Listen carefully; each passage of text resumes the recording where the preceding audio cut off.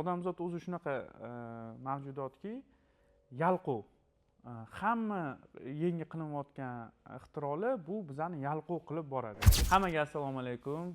Meni ismim Habibullo. Ko'pchilik meni klipmaker yoki bo'lmasa prodyuser yoki bo'lmasa shoumen deb aytishadi. Endi har xil odamlar. Bugun shovqin loyihasiga keldik. YouTube'da 10 ta savol bor ekan bizga atalgan.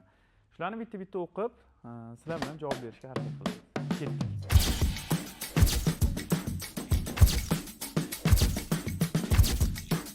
Qaysi payt rejissor bo'laman degan fikr paydo bo'lgan? Juda ham zo'r savol. Qaysi payt? Birinchi shu o'qishda o'qib yurganimda yuridik litseyni tugatganman. Yuridik litseyda o'qib yurgan paytlarim bizda o'zim ham yurist bo'laman deb o'ylaganman, chunki otam voyenniy, onam bo'lsa o'qituvchi bo'lganlar. Shundan keyin men yurist bo'laman, advokat bo'laman deb o'ylaganman, lekin o'sha yerda KVN bo'lgan. Qo'noqlar davrasi ko'rik tanlovi bo'lgan. Qatnashganmiz komanda bilan va o'sha yerda video rolik tayyorlash shartlari bo'lgan. Kliplar to'plamini ta'sirga olganmiz. Va u o'sha muxlislarga yoqqanidan keyin o'shanda o'ylaganman, men teatralniy institutiga o'qishga kirishim kerak ekan. Shu yo'nalish menga yoqyapti degan shu his-tuyg'u bo'lgan. Shundan keyin shu yo'lga kirib ketib qolganman, o'zim bilmagan holda. To есть yuristdan klipmakerlikka qadam bosganman. Ijodkor och bo'lishi kerakmi? Endi ijodkor nima emas-ku, sizlarga hayvon emas-ku. Lekin rostdan ijodkor och deganda endi qanaqa tushuncha bor? Och u puli bo'lmasdan qiynalib yurish kerakmi yoki bo'lmasa och puli bordi, lekin har doim ijodga och bo'lish kerakmi? Endi men savolni sal shu tomonlama tushunmadim.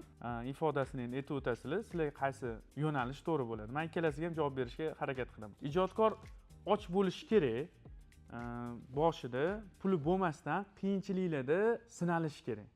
Agar o'sha qiyinchiliklardan u o'ta olsagina, keyingi ijod mahsullarida bu narsani qadriga yetadi. Ya'ni boshida och bo'lsa, men oldin mana shunaqa qiynalib yurganman, shu ijodimning orqasidan Xudo menga beryapti, mana shunaqa pul topolman deb o'sha narsani qadriga yetadi. Agar ijodkor och bo'lmasa, lekin ota-onasi unga to'g'ri ta'lim berib, agarda o'sha to'g'ri fikrlar ketma-ketligi bo'lsagina, sal boshqacharoq bo'lishi mumkin. Lekin meni o'zimni qiyosimda menda sal boshqacharoq bo'lgan. Shuning uchun menda och desa bo'ladi. Ijodkor boshida och bo'lganman, keyin to'qligiga o'tib, endi hozir ham sekin-sekin aynan ijoddagi ochligimiz kelib chiqyapti. Nimagaki, O'zbekistondagi shu video kontent yoki bo'lmasa video yo'nalishi, kino sohasi, reklama sohasida yangi darajalarga chiqish uchun bizda shu ochlik paydo bo'lyapti.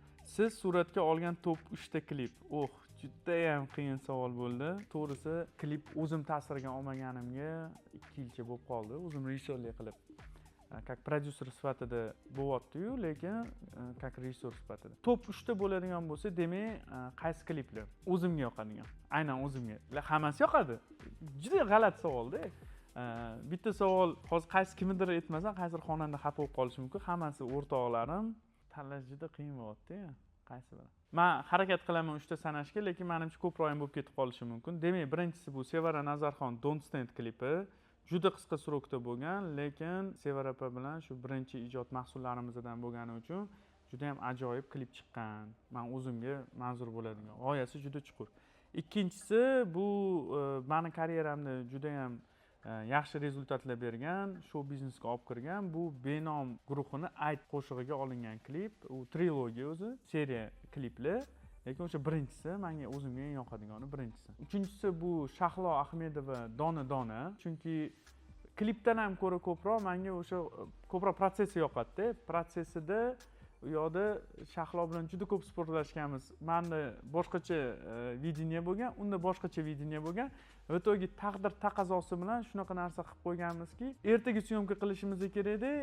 Bizda bo'lsa, ertaga syomka qilishimiz kerak bo'lgan klipni kecha soat 12 da lokatsiyamiz chiqib ketib qolgan. Keyin meni g'oyamga qaytishga to'g'ri kelib qolgan. Shuning uchun hozirgi ko'rayotgan Shahlo Ahmedovaning Dona Dona klipi bu o'sha g'oyam bo'lgan.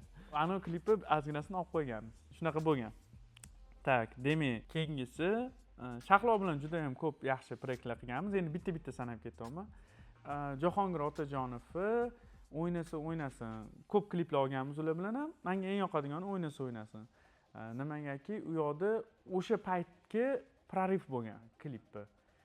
Чисто vizualniy точка зрения, kartinka bo'yicha hamma narsa joyida bo'lgan klip. Bu Ummon guruhi, ya'ni Shohrux Ummon guruhini Baxtim degan qo'shig'i menga vizualniy klip sifatida o'zimga juda yoqadi. Munisa Rizayevaning ikkita klipi bor, men o'zimga juda ham yoqadigan. Ikkalasini ham tanlolmayman, qaysi biri zo'rligini o'zim uchun to'g'risi. Nimagaki, birinchisi Bo'ldi yurak, juda ham stilniy, yevropizirованный, yaxshi klip chiqqan, kartinkani kачествоsi zo'r chiqqan. Ikkinchisi bizani mentalitetimizga mosroq keladigan, bizani o'sha xalqimizga manzur kelib, aynan shu 80-90-yillarni yo'nalishini qaytargan kliplarga desa ham bo'ladi. Xohlasanglar YouTube'ga kirib ko'rib olishinglar mumkin sanalarini. Aynan shu yo'nalishda Hamdam Sobirovdan oldinroq klip sohasida qaytargan bu Yetmadimi qo'shig'iga olingan klip o'tdi. Lil Xurramov birinchi marta shu katta loyihalardan tushgan, lekin bunaqa katta loyihalardan birinchisida bo'lgan. Bu savolimizga javob berdim deb o'ylayman. Mabodo kimnidir esdan chiqarib qolgan bo'lsam, uzr, telefon qilib SMS yozishlar bo'lmasin. Iltimos, bu shovqin, menda ayb yo'q. Ketdik. Qisqa kontent sabab musiqali videokliplar o'ladimi? Juda ham zo'r savol beribsiz, kim bergan bo'lsa ham. Qisqa kontentlarda musiqali kliplar o'lmaydi. Bu har doim o'sha televideniyadan birinchi bu bo'lgan, oldin ham o'tish davri deymiz. Oldin shu musiqali kliplar DVD disklarda chiqishni boshlagan. DVD disklarda chiqqanidan keyin kasetni ashulalar o'ladimi yoki plastinkalar o'ladimi deyishgan. O'lmadi. Keyin davom etdi. O'sha kliplar keyingi yo'nalishi bu internet orqali bo'ldi. Keyin YouTube ga o'tdi. YouTube'da prosmotrlar bo'lib ketdi. DVD disklar o'ldi rostdan ham. Televideniya bo'lib qoldi, lekin televideniyadan tashqari internetlarda chiqdi. Endi hozir internetda davri ham o'tyapti, YouTube ham davri o'tyapti. Hamma narsasi platformalarga, Instagram, TikTok, boshqa platformalarga qisqa formatga o'tyapti. Musiqani bu yerda juda ko'p xroni kamayadi. 3 minut yoki 4 minut emas, qisqaroq bo'ladi. 2 minut bo'lishi mumkin, 1,5 minut bo'lishi mumkin. Va bu musiqani yangi yo'nalishi va keyingi hayoti desam to'g'riroq bo'ladi. Musiqaniki. Video kontentniki bo'lsa, soответственно, o'sha musiqani hayotidan kelib chiqqan holda yangi darajaga, keyingi bosqichga o'tadi. Bu o'tish davri normal holat. No, biz shuni kuzatyapmizki, bu degradatsiya qayerda edik, qayerga qarab ketyapmiz. Chunki borgan sari odamzod o'zi shunaqa mavjudotki, yalqov. Hamma yangi qilinayotgan ixtirolar bu bizani yalqov qilib boradi. Ya'ni o'sha kamerani nastroykasidagi manual yo'qolib, bo'lib avto bo'lib, hamma narsa o'sha искусственный intellekt yoki bo'lmasa har xil filtrlar qo'ymasdan o'sha filtrlarni bemalol siz kompyuterda qolishingiz mumkin. Musiqani ham yozayotganda studiya kerak emas. Prosta A B V G D desangiz bo'ldi, o'sha sizga ashula yasab berishyapti.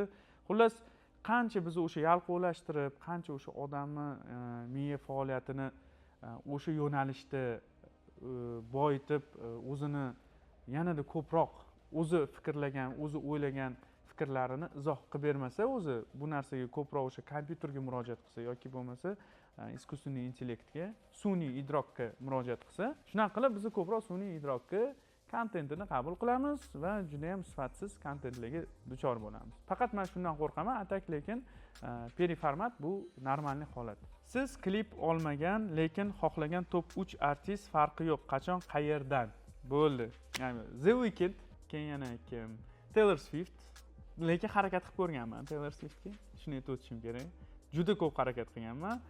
To'g'rirog'i juda ko'p emas, oxirgi mana shu 2 yildan beri Taylor Swift bilan biz shu O'zbekiston hududida klip olish, bizani lokatsiyalarimizni ko'rsatish, даже u yoqga biz o'zimiz investitsiya kiritib, shu klipni tasvirga olish. Balki bo'lib qolar. Balki bo'lib qolar. Taylor Swift eshitayotgan bo'lsang, tarjima qilib olgin. Hop, John producer sostav ko'ryapsizlar. Shu The Weeknd'ni aytdim, Taylor Swift, Nasiba Abdullayeva. Nasiba Abdullayeva top darajasi, imенно o'sha nima deydi, sal yoshroq, juda hurmat qilaman xonandani ovozini. Meni fikrimcha Nasiba Abdullayeva eng o'sha o'zbek san'atidagi ham qo'shiq aytish va undan tashqari, как xonanda sifatida o'zini tuta bilish ekranni oldida bu juda top daraja. O'zbek xonandalaridan Nasiba Abdullayevaga agar men xohlagandek klip olishga ruxsat bersangiz, hali ham kech emas. O'ylab ko'ringlar. Yo'q, Kanye West, yo'q. Mani temam emas u. Men уже ikkita aytdim-ku, Taylor Swift mana qizlardan, The Weeknd bolalardan. Почему? Потому что mani чисто я бы им бы снял крутой клип. Kendrick ham yaxshi, bilin. Не, можно список много, я могу ko'p, juda ham ko'p nima qilishim mumkin, lekin menga o'zimga nimaga The Weeknd deganim, The Weekndning ashulasini o'zim maza qilib eshitaman. Kelib qolsa o'tkazib yubormayman. Taylor Swift to'g'risi menga bitta singlim bor, Saodat menga aytgandan keyin shu Taylor Swiftni eshitib Taylor Swift nimaga odamlarning miyasiga kirib qolganini keyin tushundimda. Yana Billie Eilish ham bor.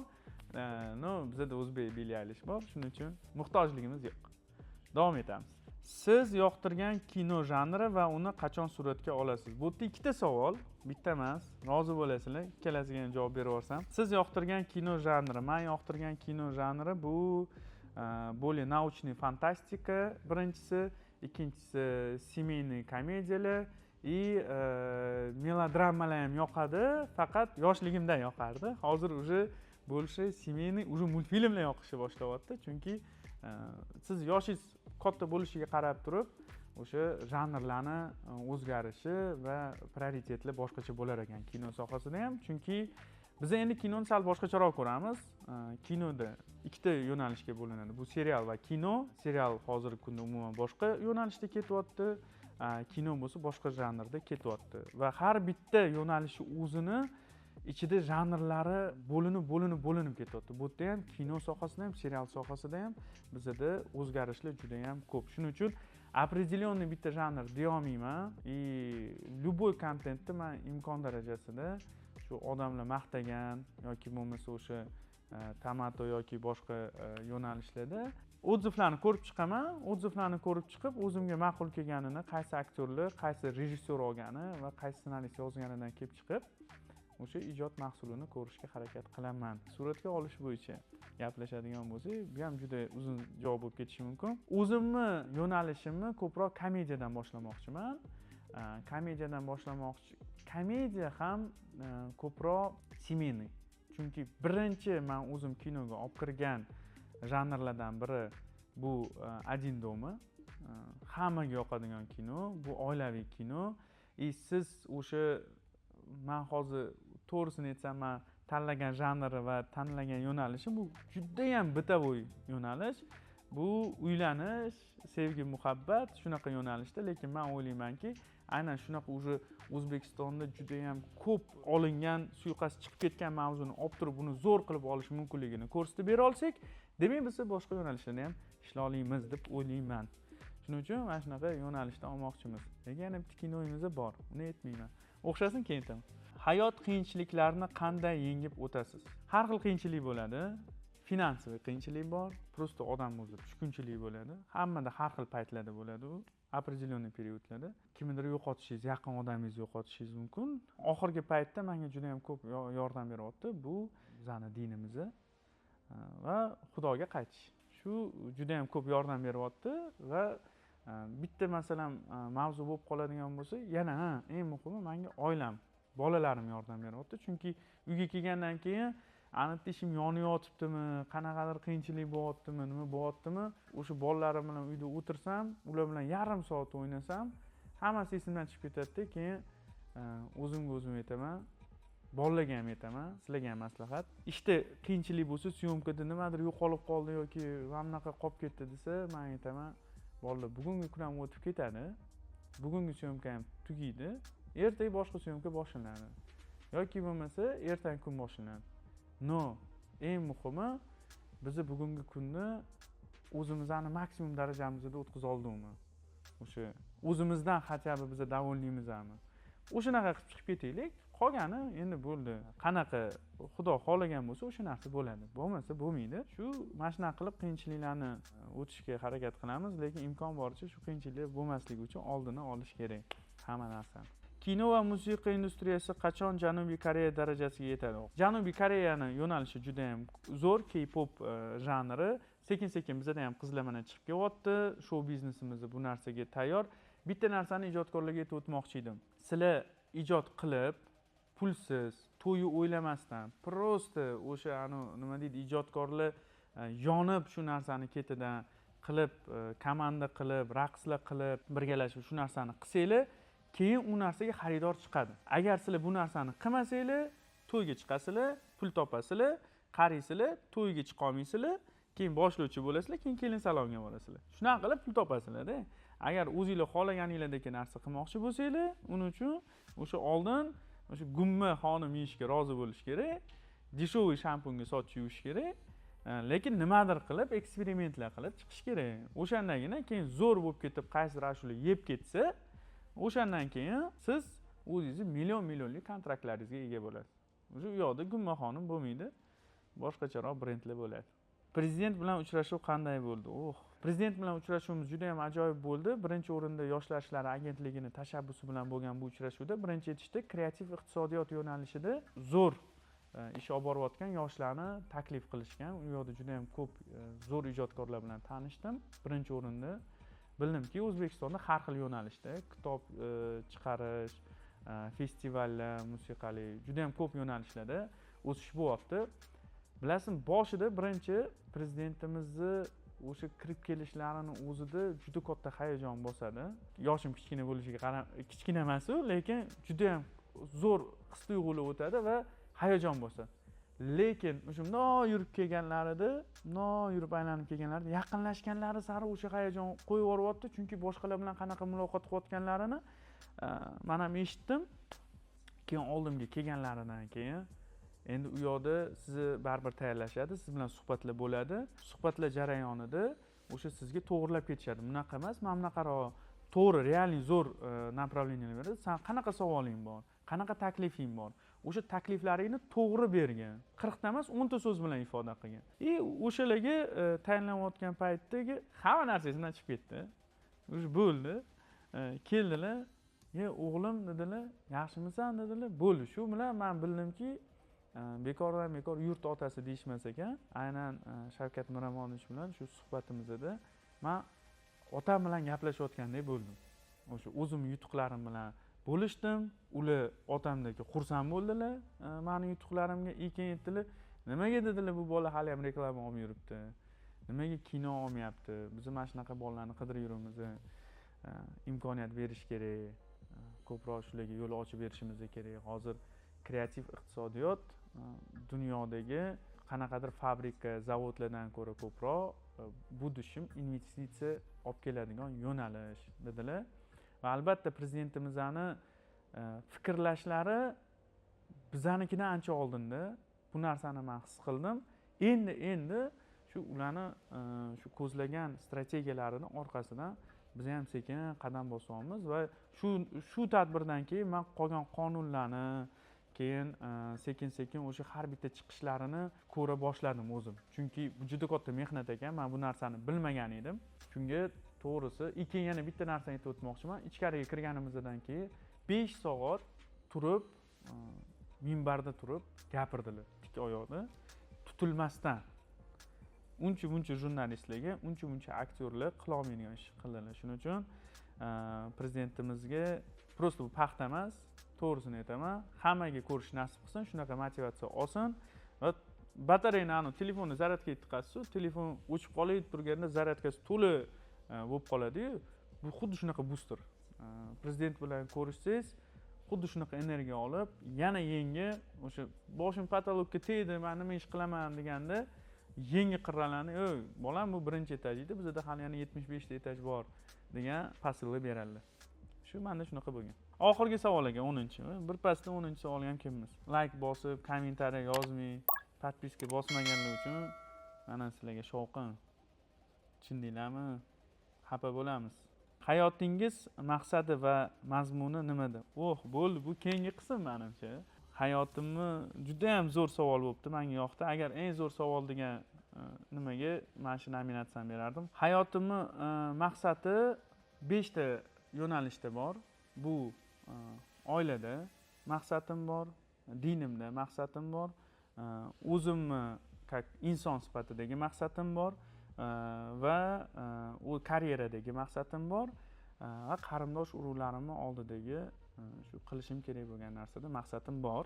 5 ta yo'nalishda shu hamma yo'nalishlardagi erishmoqchi bo'lgan shu ishlarim bor. Shunga punktim qo'yib olganman. Agar shu 5 ta maqsadim hammasi bir-biriga qarshilik ko'rsatmasa, ya'ni ijodda qo'ygan maqsadim, shu zo'r kino olaman degan maqsadim oiladagi maqsadlarimga qarshilik ko'rsatmasa, demak bu maqsadni men aniq amalga oshiraman. Qo'ygan maqsadim 5 ta kriteriyaga javob berish kerak. O'shandan keyin dalish ketadi. Har safar bu maqsadlar o'zgarib turadi. Kichkinalikda ko'pchilik o'ylayotgan bo'lsa kerak, mashina, uy, uylanaman degan maqsad menda ham bo'lgan. U narsaga erishganimdan keyin keyingi maqsadlar kelib chiqqan. Hozirgi kundagi shu meni maqsadim bu ko'proq o'sha karyera bilan ijodga taalluqli yangi darajaga chiqish. Bu O'zbekiston hududida emas, balki o'sha dunyo miqyosidagi ijod mahsullarini yaratish. Hayot mazmuni, hayotga hamma kelib ketadi-da. Hamma kelib ketadi. Biz bu yerda mehmonmiz. Men ham, meni ota-onam ham, meni bolalarim ham, bolalari ham hammamiz kelamiz, ketamiz. Zamon zayli bilan o'zgaraveradi. Aytaylik, musiqalar qisqaradi, kinolar qisqaradi, seriallar bo'ladi. U qayta Harry Potter 10-chisi olinadi. 10-giroylar bilan. Shunaqa bo'laveradi. Lekin mazmuni bitta bo'lib qoladi. Bu sinov, test va bu sinov testdan biz qanaqa o'tishimiz. Shuning uchun men xohlardimki, siz ko'rayotgan muxlis bilan biz birgalikda shu testdan juda ham zo'r kulib, oxirisida biz o'tdik degan shu itog'ga kelish. Hamma ketgan odamlar bilan ham, yaqinlarimiz bilan ham ko'rishib, hammamiz birgalashib, qo'l ushlashib shu testdan o'tib olishimiz bo'ldi. Shovqinga taklif uchun rahmat. Anchadan beri men to'g'risi intervyular yoki podkastlarga bormayotgan edim. Savollar uchun отдельный rahmat. Men maza qildim savollarni o'qib. To'g'risini aytsam, qaysidir intervyu oladigan odamlarning savollaridan ancha aqlli savollar bo'libdi. Loyiha juda ham zo'r. Loyihaga omad tilab qolaman va albatta shu obuna bo'lishni esdan chiqarmanglar, chunki ajoyib mehmonlar taklif qilishayotgan ekan. Men bitta ikkita sonini o'zim ham ko'rib chiqdim. Menga juda yoqdi. Yoqmagan odamlar ham bor, lekin ular kimlarga yoqadi. Shuning uchun hammaga yaxshi kayfiyat tilayman. Qaysidir javoblarim yoqmagan bo'lsa, rozi bo'lasizlar. Endi shunaqa fikrlashimiz shunaqa. Xafa bo'lish yo'q. Ko'rishguncha xayr deb qolamiz. Keyin kommentariy ham yozib qo'yinglar. Like ham bosish esdan chiqmasin. Bolalar mehnat qilyapti endi. Rahmat, sog' bo'lasizlar. Omad.